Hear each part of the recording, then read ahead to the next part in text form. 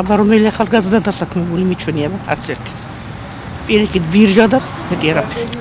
ასე ეხმაურებიან გორში რიგითი მოქალაქეები ჩვენ მიერ დასმულ კითხვას არის თუ არა ახალგაზრდების დასაქმების პრობლემა გორში. ჩვენი გამოკითხვის მიხედვით ბევრ ახალგაზრდას უჭერს დასაქმება, რის მიზეზადაც ქვეყანაში სამუშაო ადგილების დეფიციტი სახელდება.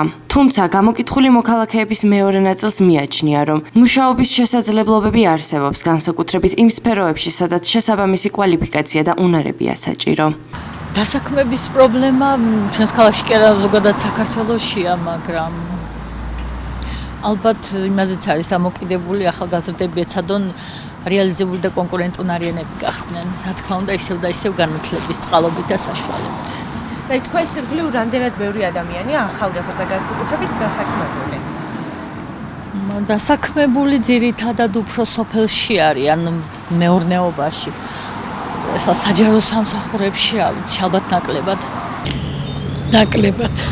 ნაკლებად არიან.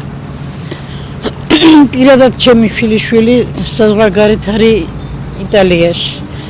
აქ რო იყოს და კონდეს სამსახური ძალიან გამეხარდებოდა. სამსახური ჯერჯერობით ჭირს, ჯერჯერობით საქართველოში და მაინც. აი, უფრო რა სფეროში მუშაობენ? მომსახურების სფეროში თუ თავიანთი პროფესიით აქვთ სამსახურები ახალგაზრდებს? მაგას მაგდენი ვერ გიპასუხებთ, იმიტომ ყველა არ არის ისეთი მდგომარეობა, ჯერჯერობით ისეთი ისა, რომ ყველამ თავის იმაზე იმუშაოს. რა ვიცი, სტუდენტები არიან, ცდილობენ რომ დასაქმდნენ, მაგრამ ნაკლები შესაძლებლობაა დასაქმებისა. ჩემს გარშემო ვინც არის, მათი შვილები მუშაობენ ზოგი ბანკში. მიმთაობისა ვარ, უკვე დიდები არიან და ბავშვები არიან, შვილები ბანკებში მუშაობენ. ვერ გეტყვით ახლა, იმდენად არ არიან დასაქმებულები.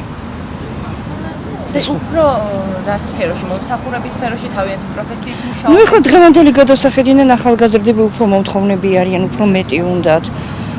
დასაქმებულები თვითონ ისინი არიან.